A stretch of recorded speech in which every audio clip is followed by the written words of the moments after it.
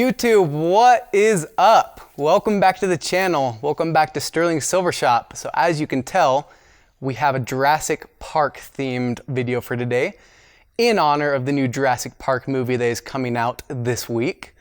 So we are going to be using some cool materials such as dinosaur bone, real dinosaur bone found here in Utah.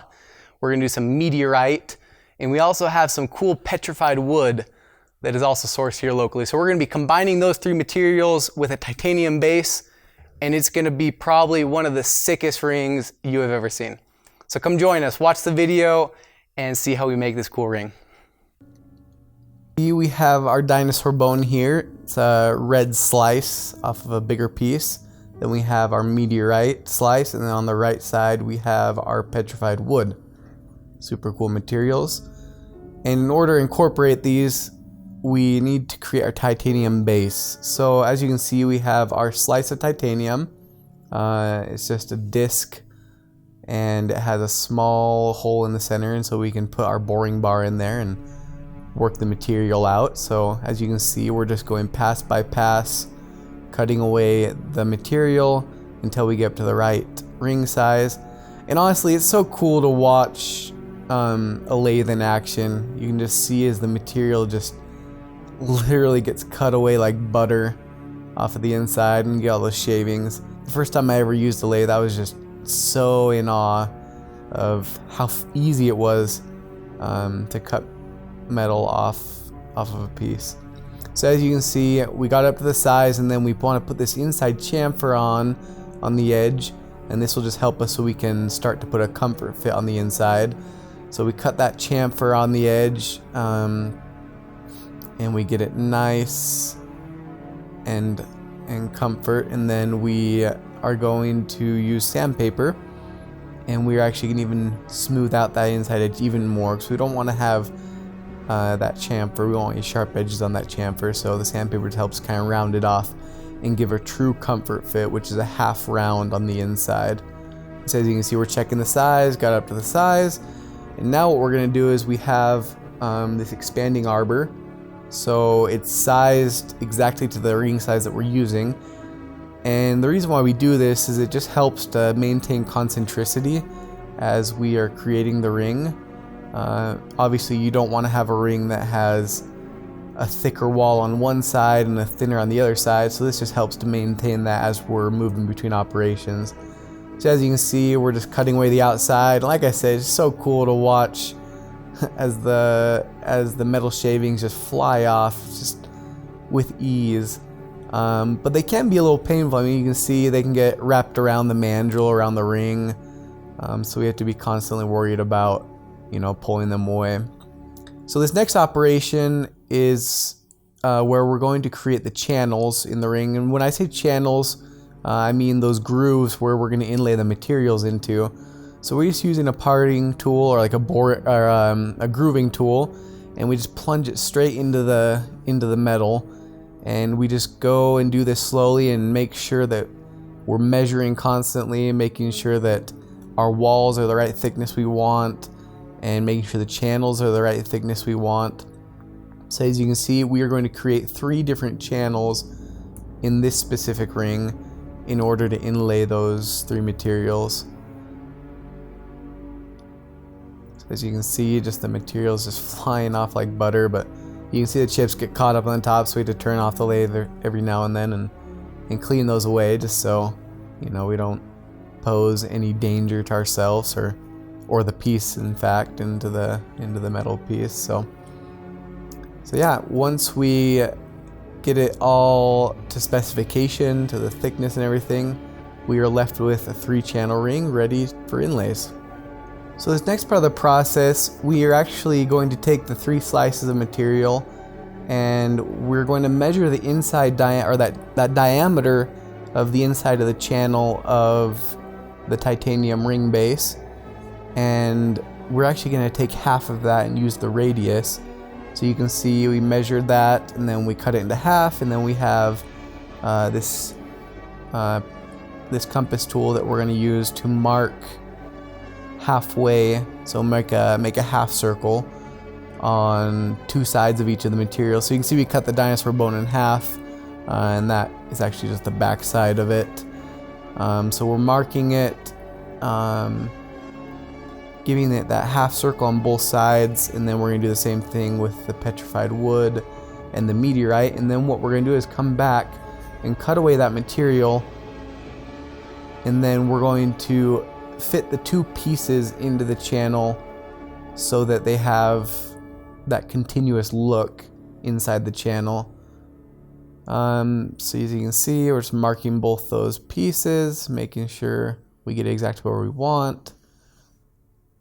And then we actually even broke our pencil lead, so we had to change it out. So you can see we're doing that. Super fun.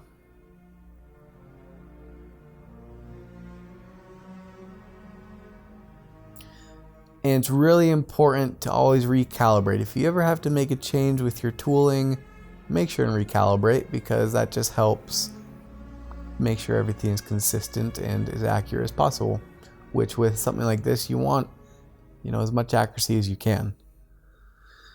And then sometimes after you've made a plan and you follow out, you decide to redo it. As you can see, we decided to remark the spot on the meteorite.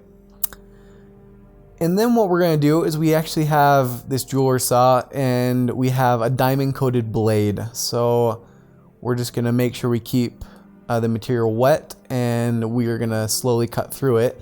And the reason why you use a diamond blade on something like this is diamond is a material that can cut through stone and glass without chipping and without excess breaking.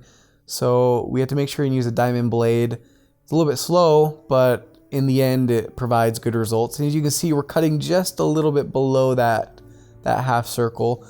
We want to leave a little bit of excess material so we can come back in with a diamond wheel and then make sure and grind down that half circle so it's as exact as we can get it.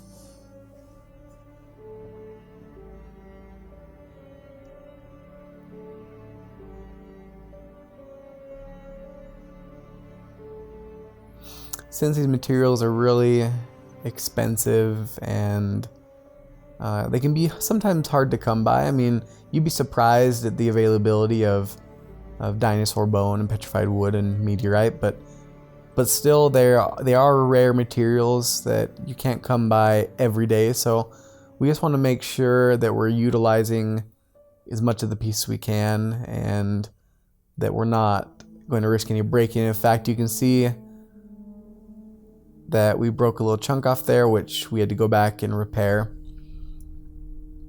And so then, as you can see, we are going to take this diamond wheel on our Dremel, and we are going to shave down until we get to that line and just make sure and measure as we're going, making sure that the fit's going to be exactly how we want as we put it into the channel. And so you can see we're dunking it in water, because with a material like this, you don't want it to overheat, because that's what can cause a lot of the chipping. So dunking it in water, keeping it as wet as we can, and then just grinding away.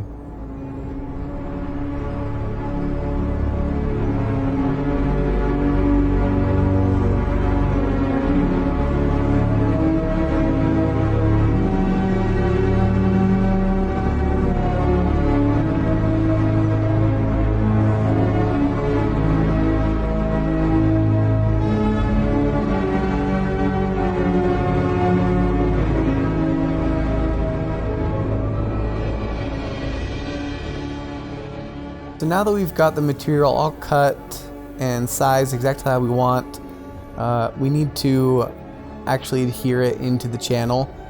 So we use a 2-part epoxy that once it's cured, it's really strong, holds the material together really well, and especially the material like dinosaur bone or petrified wood or meteorite, you get a lot of really porous sections on it, and so the epoxy actually can seep into the pores and into any little small voids or cracks and really hold it together. So you can see we're gluing inside the channel, and then we're going to fit the two sections together and let it cure, and then we're actually going to let each section cure together Make sure we have them exactly where we want. We're gonna let them cure, and then we're gonna come back and do the next section. So it's a 3-part process. So we start with the petrified wood, and then you can see we have our little meteorite slices. We actually ground down the outside as well to avoid any excess grinding after we finish epoxying everything down in. So you can see we're just mixing up our epoxy, and then we're going to put in the meteorite, and then we're going to do the same thing with the dinosaur bone.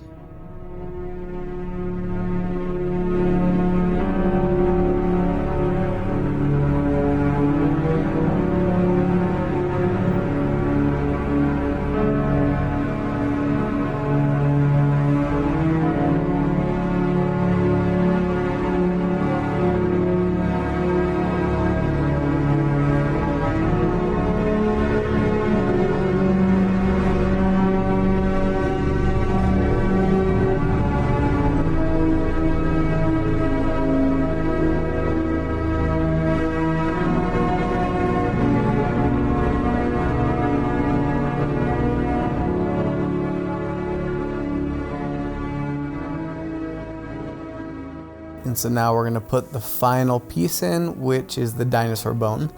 A little fun fact for you, a little Bill Nye the Science Guy, a little bit of science fact for you.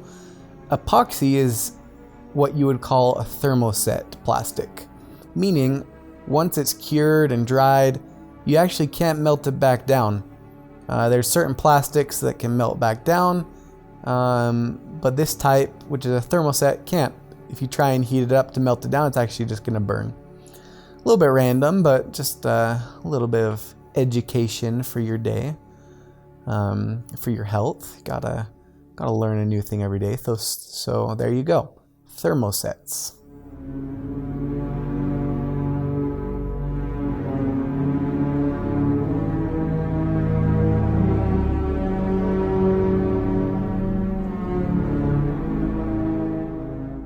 So now that all the epoxy is set, everything's dried, we're going to come back to the Dremel, and we're going to use this diamond cutoff wheel.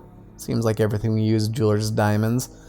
But anyways, we're going to use this diamond cutoff wheel, and we're going to cut off the excess material. Make sure we keep the ring wet as we're doing it, just the same concept of not overheating anything. And cut it off as close to the middle as we can. And as you can see, it comes off fairly easy, and we keep those pieces. Never know when we're going to have use for dinosaur bone chunks or meteorite or petrified wood chunks. And then after we've done that, we're going to come back to our grinding wheel and do the same thing. Just grind down any of the excess dinosaur bone, meteorite, or petrified wood until we get it how we'd like. And then we're going to prepare that so we can put it back on the lathe and do some final polishing. So you can see we're here back on the lathe, and we're going to start with some really low grit sandpapers and work our way up. So what we do is we start with a 320 grit, and we're going to work our way all the way up to a 12,000 grit. So as you can tell, really, really fine sandpaper. And then as we're doing it, we just make sure and keep the ring wet so that there's no overheating that might negatively affect any of these materials that we're using. And so we just polish it, get it all the way up to how we want, and then once we get to that 12,000 grit, we're actually going to add selenium oxide powder mixed with water. And selenium oxide is actually used to polish glass and stone, so it just gives it that final polish on the dinosaur bone and on the petrified wood, and gets the meteorite prepared for etching.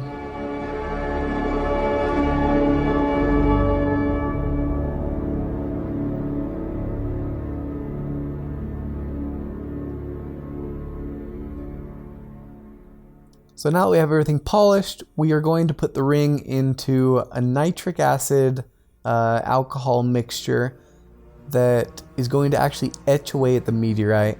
It's really cool. As you can see, just this time lapse, the meteorite starts to produce these really cool patterns, Widmanstatin patterns, and as you can see, just slowly starts to eat away at that surface but leaves some of the material behind.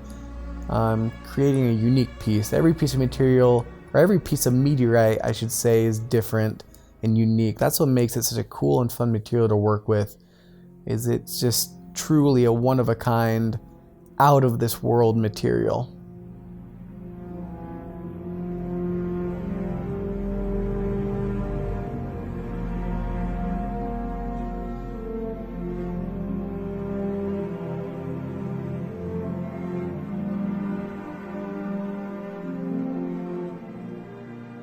So there you have it, YouTube. Check out that ring and that wonderful combination of materials. That red with that white petrified wood and the meteorite. Just an awesome combination to create a truly one-of-a-kind ring. Hey guys, thanks for joining us on this Jurassic journey. Honestly, this ring turned out better than we could have imagined. I think it'd be safe to say that Chris Pratt, Jeff Goldblum, and even Michael Crichton himself would be super impressed with this ring. We've worked with Dinosaur Bone before, Meteorite, but we've never combined these three materials into one. So honestly, super satisfied with how this ring turned out. One of a kind, made from really, really old and unique materials. So please keep watching our videos. We're gonna come out with some more cool, unique rings. So if you haven't yet, please like the video and subscribe to our channel, because we are gonna be coming out with some wickedly cool videos. So thanks guys, see you next time around. Can't wait to see what we come up with next.